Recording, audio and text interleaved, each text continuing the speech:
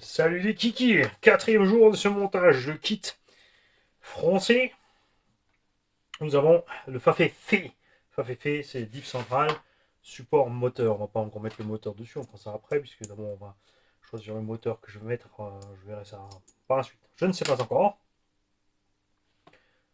J'ai déjà ouvert le sachet. Tiens, j'ai oublié d'enlever les cales du train avant qu'on avait en rab. On va peut-être pas se contenter de faire juste ça aujourd'hui, parce que ça va faire un peu light. On va peut-être attaquer aussi une partie du sachet, donc ABCDE, n'est-ce pas?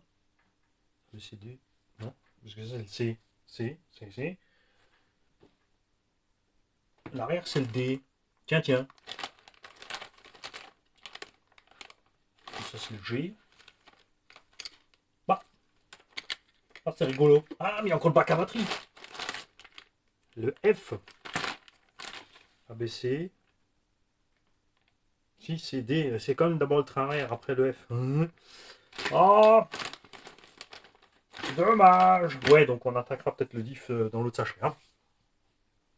Oui, c'est bien écrit D, la manie, après le C. Qu'est-ce que tu fais? Bien. Diff central. Vous connaissez la musique maintenant. Maintenant, je vais vous la faire façon industrielle. Donc je montre moi, vitesse. Je vais essayer vitesse réelle. On va pas revenir sur les explications que je vous ai déjà données dans l'étape 1. Donc, petit coup de graisse sur chaque axe de noix. Dans la petite gorge prévue à cet effet. Quand il n'y en a pas, t'en mets quand même. Tu mets le roulement, les roulements là où ils vont, sur les sorties. Hein, ok. Tu graisses tes axes de satellite.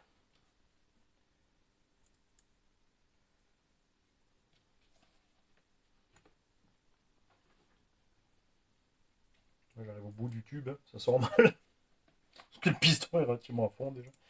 Il y a une espèce de distance de sécurité là-dedans. Tu remets un peu de graisse derrière chaque satellite. Tu colles pas le satellite à la notice. Ça ira pas plus vite. Les petites rondelles. Là aussi, tu arranges qu'il y ait de la graisse des deux côtés de la rondelle. D'ailleurs, dans ce sachet, j'ai reçu 5 rondelles. Alors faites gaffe parce qu'elles étaient collées ensemble. Donc tout comme la personne qui s'est fait avoir à l'emballage, qui n'a pas vu qu'il y en avait deux collés ensemble, ou la machine, hein, si toi tu fais pas gaffe, tu te retrouves avec deux rondelles d'un côté.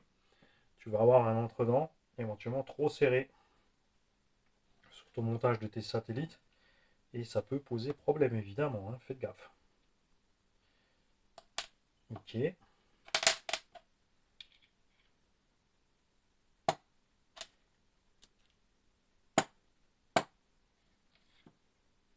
C'est là toi.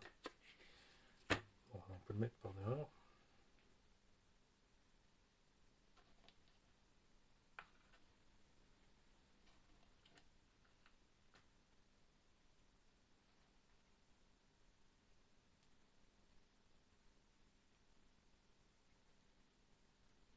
Assurez-vous bien que le joint torique est bien en place, qu'il ne se fasse pas écrabouiller au moment de mettre le reste.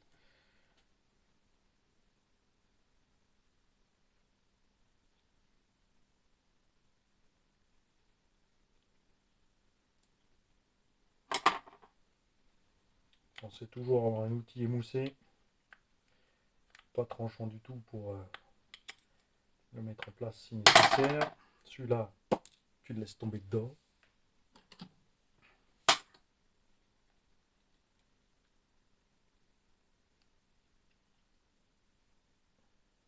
Ah là, il est mieux rentré là.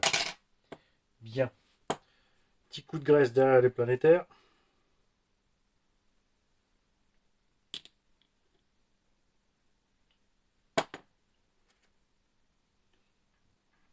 Et là, c'est pas encore vitesse réelle. Hein.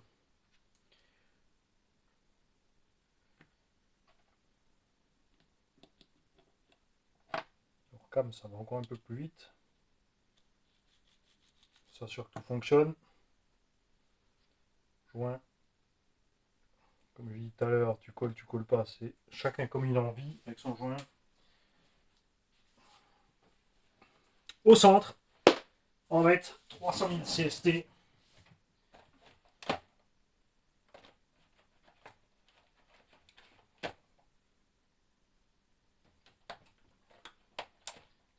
retrouve mon flacon. 100K, 200K. Curé au fond. 300. Ouh, ça m'a l'air bien vite cette histoire.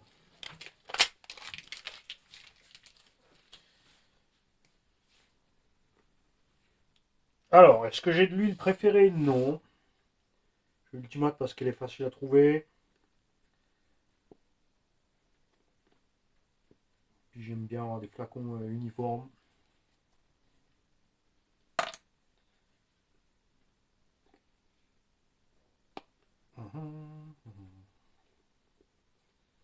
Ça, c'est l'enfer. Sortir ce qui reste.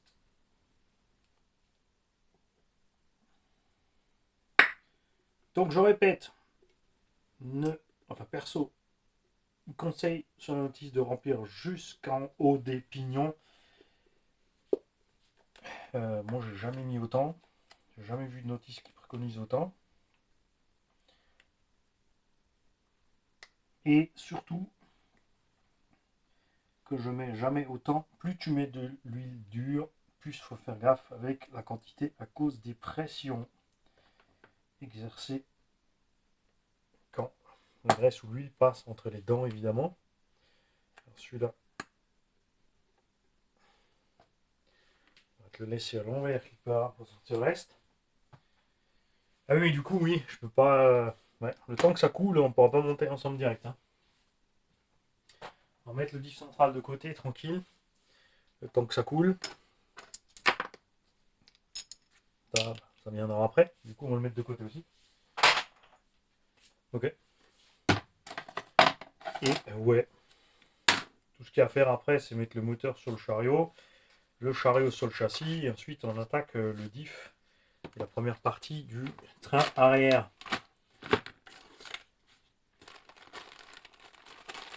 Alors, faisons cela. On va enchaîner. C'est bien quand même qu'ils aient mis les petits trucs par étapes, tu vois. D8, D4. On veut le diff. D5, 4, 2, 7. Mais pas des 8, 7, 5, 4, 9. Ah, c'est marrant. Ils ont pas mis D3. Ils ont pas mis la ville de D3. Ou c'est moi qui louche. On recommence. D2, D3, tu l'as devant le nez, mamie. Qu'est-ce que tu cherches le mini à 14 ans? D2, D3, 4, 5, 6. Voilà, et le 1. Bien. Tu fais évidemment attention de ne pas couper dans le joint quand tu coupes les affaires. Sinon, ça va être moins drôle.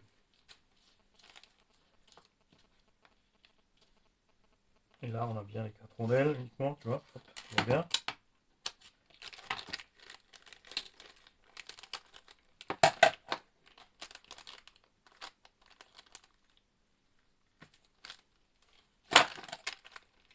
Je répète, n'oubliez pas de mettre les sachets si vous n'êtes pas sûr, pas dans la poubelle, mais dans un bac où il n'y a rien d'autre. Dans le carton d'origine. Pour vous assurer de ne pas avoir une petite pièce qui est restée coincée quelque part. Voilà, on a tout. Il y a bon. Hop, reste là.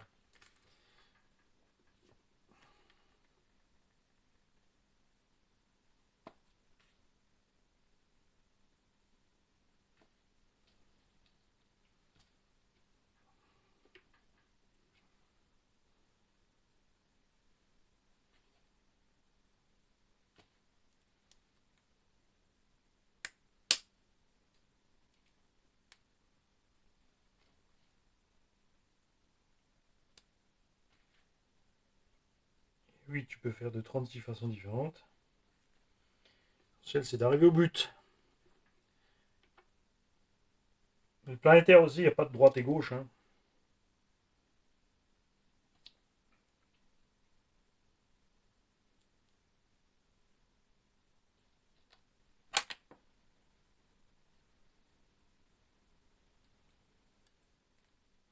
tordu.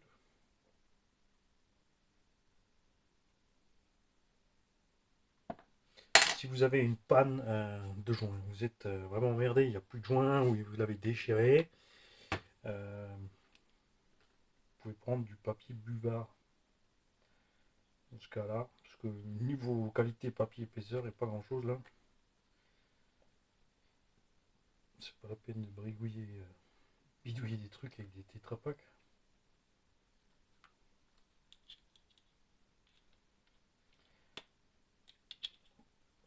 Ce qui est important évidemment, si tu as un diff où tu n'as pas de joint et tu n'as qu'un diff à monter ou à réparer, tu as un problème parce que tu ne sais pas l'épaisseur de ton papier de joint. Dans ce cas-là, là, on a d'autres joints à côté, donc on a l'exemple, tout va bien.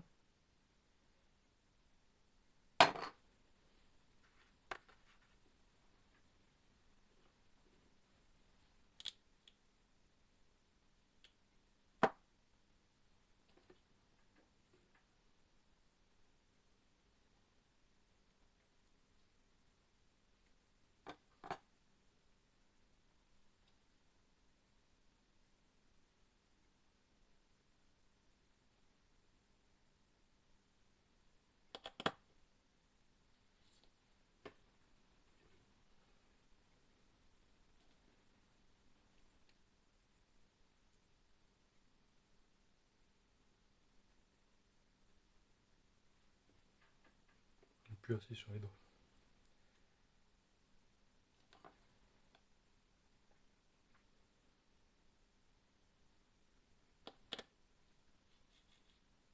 Hop, voilà. Et là, en diff, en huile, pardon, en diff. On va mettre plus light. Hein. Alors, on va y coller de la 5. Où est-ce qu'elle est ma 5000 de 10. Non, ça c'est.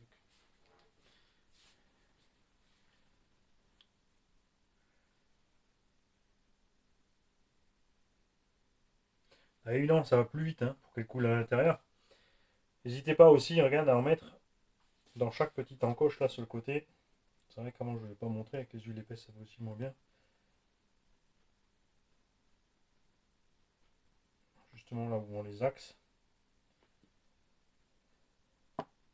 Il y a des constructeurs où tu n'as jamais de problème avec la qualité du plastique. Enfin, au Bao, j'ai jamais réussi à fondre le croisillon dans le diff.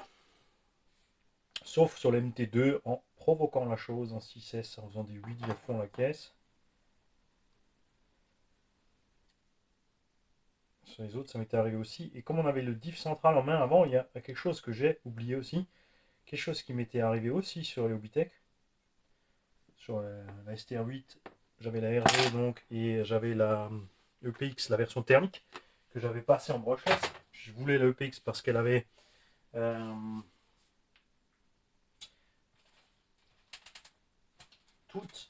elle avait plus d'options disponibles. Point de vue châssis, direction carbone, tout ça, que la version brushless. Ça ramenait pas grand chose, hein, puisque la brushless était super light déjà.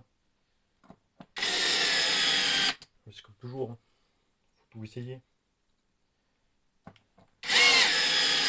Et ce qui nous arrive donc sur ce Hobbytech, c'est la couronne de diff centrale en acier frité. Et ben, tu pétais les dents, en plein axel comme ça, paf, bouffer les dents, la couronne était fragile. Après, ils ont réagi rapidement, par contre, on a eu plus rapidement des. Enfin, non, c'était en option, tu avais la couronne renforcée en option.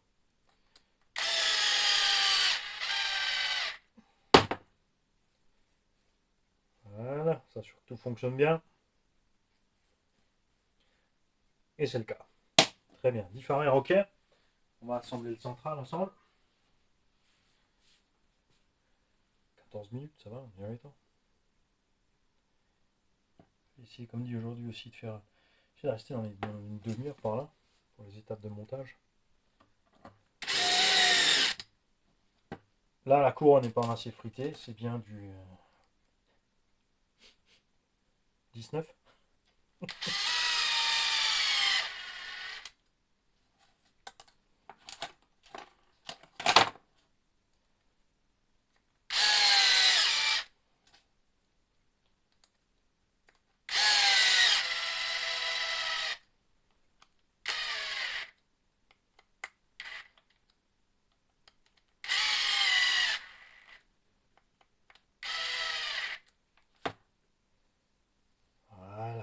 bien dur, et encore pas trop, tu vois, 300 000, 150 000, c'est pas extrême. Hein.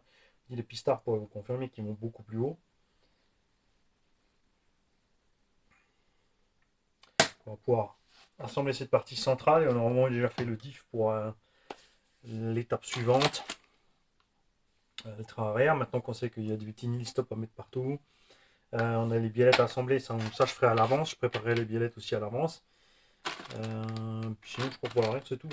Hein. Barstab aussi pareil, hein, on fera mumuse avec les petits PTR, tout ça hors caméra, on préparera tout ça à côté parce que du temps, quoi qu'on pourrait compléter la phase d'aujourd'hui avec ça pour meubler un petit peu. Et,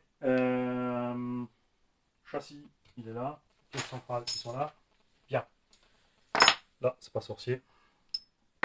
Ce qui est bien maintenant, c'est qu'on a un accès rapide qu'on n'avait pas avant. Donc tout ce qu'il nous faut ici, ce sont les éléments de châssis. On va contrôler la taille des vis qu'il faut pour pas faire n'importe quoi. Alors eux, ils assemblent tout et après ils le montent sur le châssis, mais on va monter d'abord sur le châssis, après assembler le tout. Il faut mettre de la Loctite, c'est du 4 par 8 et les vis, par contre pour le plastoc devant, 3 par 10. Ok. Donc les 4 par 8, on les avait en main tout à l'heure. 4 x 8, 7 pièces. Après il en faut 5.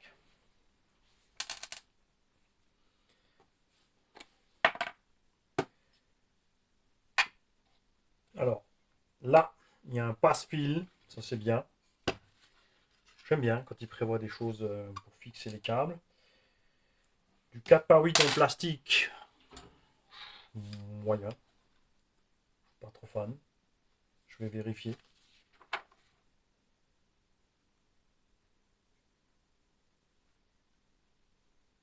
« 5 x 4 par 8, je confirme.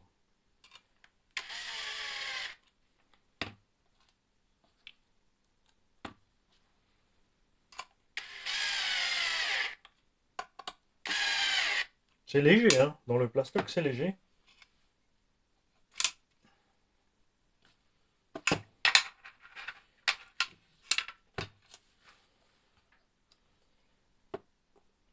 Là, Loctite.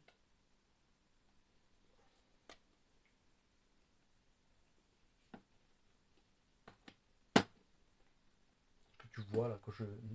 Mais dis-le, que tu vois rien, quand je bidouille là en bas.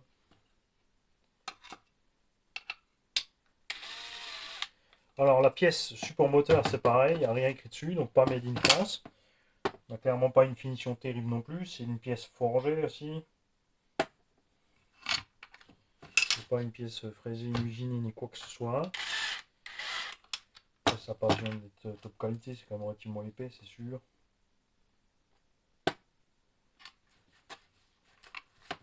Pas besoin d'avoir les deux en alu.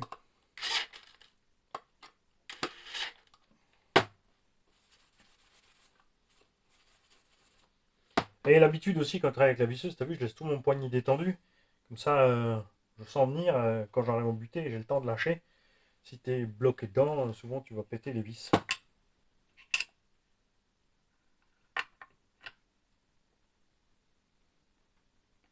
Alors, est-ce que tout ça rentre proprement une fois que c'est monté d'abord dans le châssis et ensuite là-dedans. C'est pour ça aussi sûrement qu'ils nous ont dit de faire l'inverse.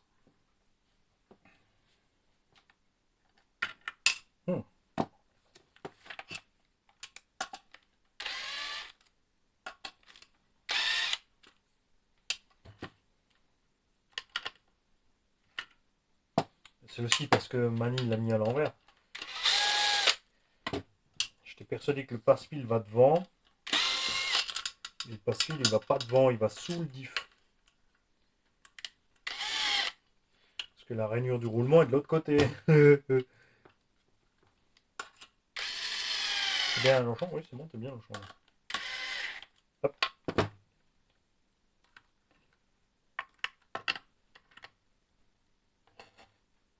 Oula, ça va dur là derrière, c'est quoi cette histoire? Si, c'est bon. On va vérifier quelque chose, on va mettre ça sans le cardan.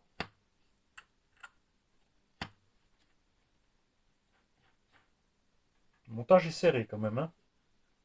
Ça freine les roulements, tu les entends, ça les fait gratter.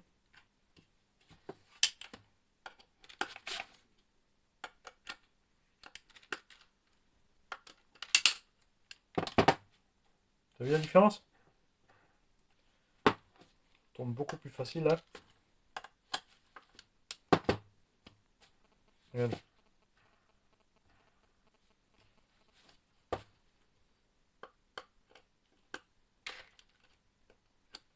Après, tu peux pas vraiment tricher, hein, parce que les têtes sont fraisées, ça va bloquer la pièce de toute façon en place. Ça va. Après, généralement, ça se fait tout seul aussi, hein, surtout le plastique devant. Un peu plus vite du jeu que l'arrière. On a un nouveau cache dessus aussi qu'on n'avait pas sur l'ancien. Bon, bien évidemment, ceux qui connaissent le Buggy RR, ils connaissent déjà ce cache. 3x10, on avait dit.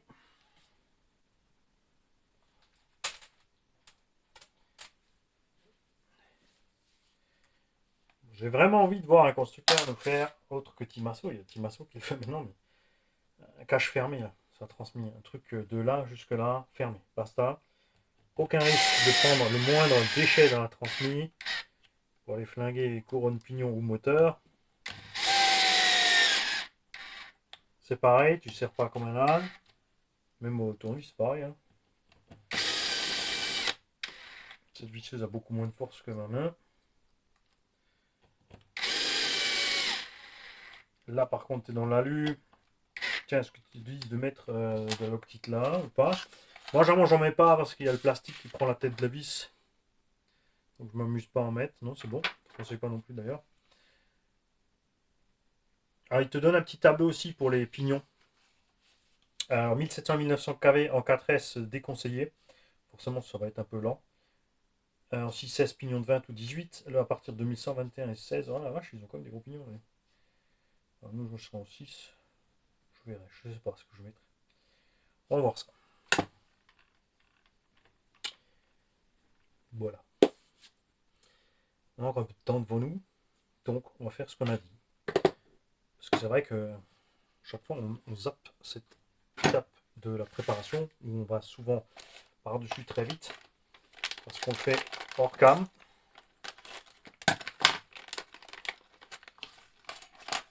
Donc ça, on va laisser de côté.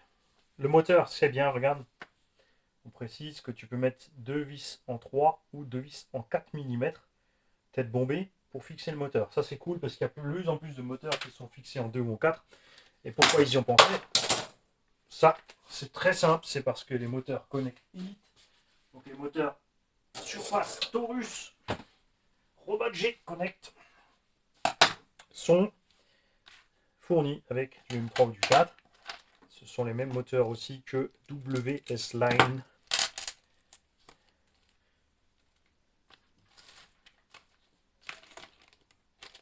Si c'est pas le cas, on attend qu'il le précise. Bien. Alors à l'arrière, ça, généralement ça va côté roue. Pourquoi c'est coupé comme ça? Pour qu'en travail de suspension, la jante n'aille pas bouffer la violette. Tout simplement. Ça va être côté tourelle. On a les rotules simples qui vont côté porte-fusée. Porte-fusée, c'est ça. Dans tous les magasins de modélisme et les trucs de notice, ça s'appelle une fusée. Vous ne faites pas avoir. Simple erreur au départ de transcription de l'anglais en français. Rien de méchant. L'important, c'est qu'on sache de quoi on parle. Et en arrière, on a bien rigolé avec un abonné qui m'a signalé. Souvenez-vous, on a reçu un Hobbytech STR8 Buggy, ancienne génération, d'un abonné qu'on a pu offrir à Doudou21. Doudou21 qui vous remercie tous chaleureusement et qui a une bonne nouvelle à vous annoncer à tous, c'est qu'il a retrouvé sa collection RC. Ce sont des gamins qui avaient forcé le garage, qui lui ont piqué, qui sont allés jouer dans le même village. C'est un petit peu du village qu'il a vu et qu'il a allé le signaler. Donc, Bernard allait à la gendarmerie et il a pu récupérer son matos. Ils n'avaient pas piqué les télécommandes. Alors, ils ont fait, souvenez-vous, manie avec le UFRC Growler dans la neige. Ils avaient mis une ficelle et puis ils roulaient avec les voitures tractées au bout d'une ficelle. Donc rien n'a été endommagé.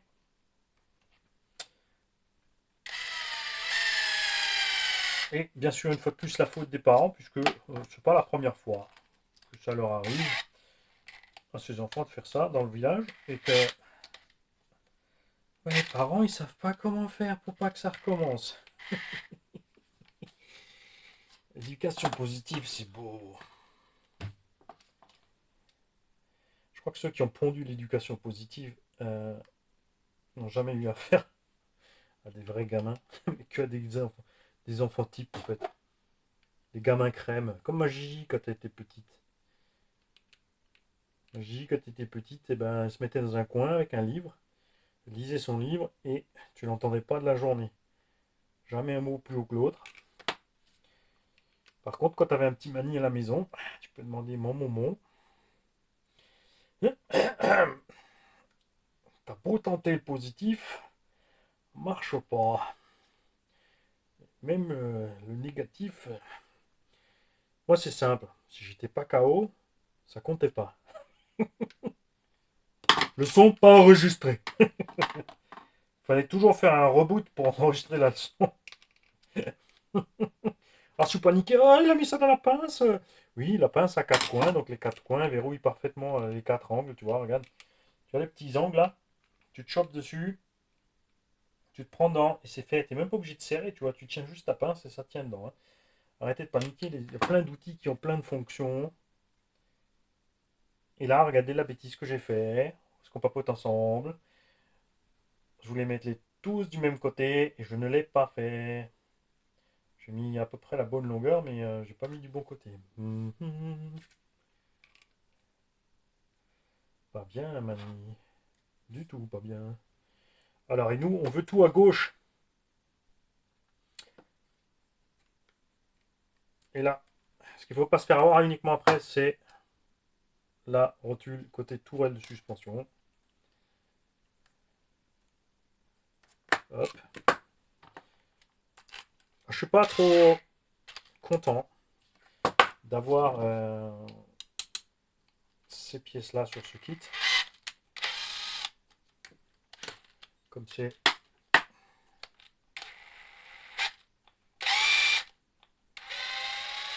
en pupille. La pupille.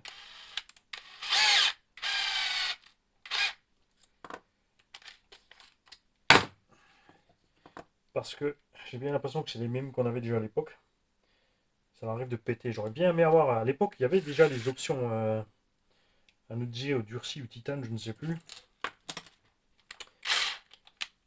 Je les avais sur la version thermique toute option. Et là, il y a un gars qui vient de prendre en route et qui, quoi, Mani, il avait du thermique? Non, détends-toi. J'avais acheté la thermique et j'avais perçu bien sûr en brushless. On a donc tout à gauche. Je te l'ai dit, 6 pans. Ça va là. C'est ça qui va côté tourelle. Et là, il y a un truc qui m'inquiète un peu. Et pas qu'un peu.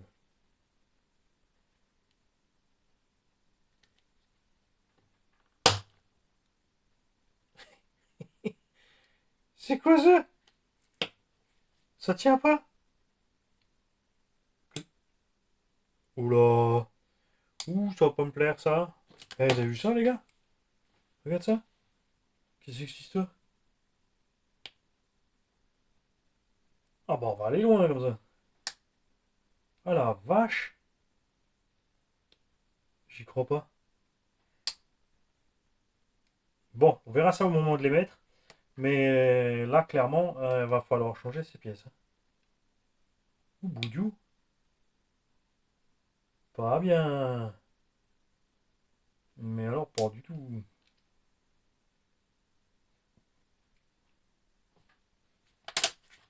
On va rapidement aller à cette étape du kit.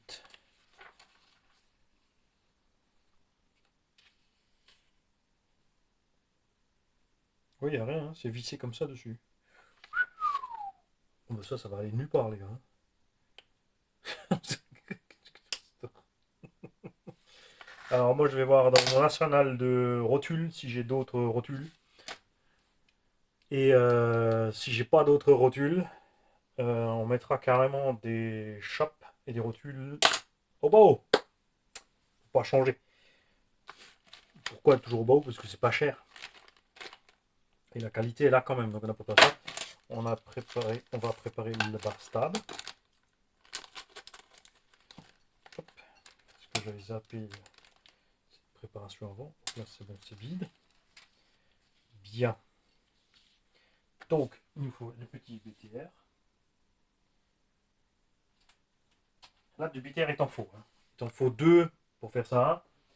Il te faut deux petits 3x3 pour les verrous. Il te faut deux petits 3x3. Si j'ai les verrous. Non, ça c'est les vis. Et deux petits 3x5 pour les réglages. Voilà. Là on les a tous. On va commencer par ceux-là.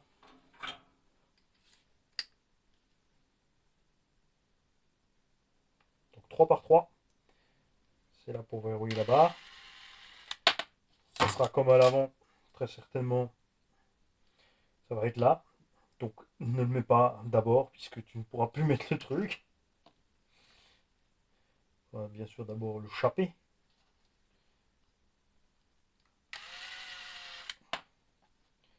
Trois par 5 pour le réglage.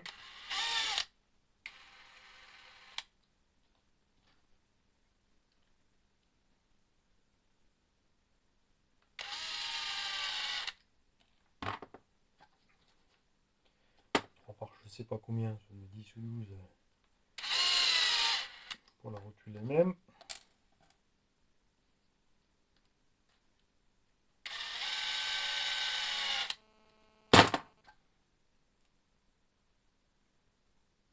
Aussi, il n'y a pas de réglage, hein. Certains kits où tu as des réglages à faire sur la longueur de ces biellettes là. A priori, tout est à 0. Ah, j'ai entendu un gravier en haut. Il y a ma chérie qui arrive. Je vais vous laisser, les gars. C'est pile poil, hein. On est à peu près dans la demi-heure, ça tombe bien. Donc, 1, 2, 3. Là, c'est pareil, hein, ce que je vous ai dit à l'avant. Pensez au fait que la barre stable, il faut pouvoir l'attraper quand c'est monté, enfin les trucs là, pour pas être coincé si tu dois démonter. Donc on va les mettre aussi à plat, ça sera sur l'arrière du triangle, ça devrait être pas mal. Je dis ça maintenant, et à un moment je vais leur démonter sur le terrain et tu vas m'entendre nous dis con, comment tu quittes. Ok, c'est prêt. Bien. Donc comme l'étape du train avant, on a fait deux parties, c'est bon, c'est cool. Bon, on avait le morceau central en plus, mais ouais, il n'y a vraiment rien à faire. Hein. Sur la partie centrale, c'est vraiment facile. Prochaine étape, donc, jeudi, vendredi, donc demain, vous aurez, si j'ai le temps de le faire, si j'ai le temps de le programmer, montage du train arrière sur le châssis. Et on fera, je pense, un épisode. Ouais, si ça devrait rentrer. Ce qu'il faudra voir, c'est ce qui se passe avec ces amortos, donc pour cette longueur de suspension. Parce qu'effectivement, là, on est très plat. Et à l'arrière, ça risque d'être trop plat. Et ça risque de manquer de garde au sol à l'arrière. En accélération, ça va squatter un peu, on va être trop bas. Mais comme dit, j'hésite encore, je pense. J'ai vraiment envie plutôt de mettre des chapes plus longues si ça pose problème que d'aller mettre des tiges d'amorto plus longues. L'avantage de mettre des chapes plus longues aussi, et c'est aussi pourquoi Obao fait par exemple des coupelles d'amorto rehaussées, c'est pour ne pas avoir ce problème-là de la coupelle qui tape dans le triangle de suspect. Tout simplement. Si c'est plus haut, tu as plus de place pour coucher. Voilà les petits taïwanais. Ciao les gars.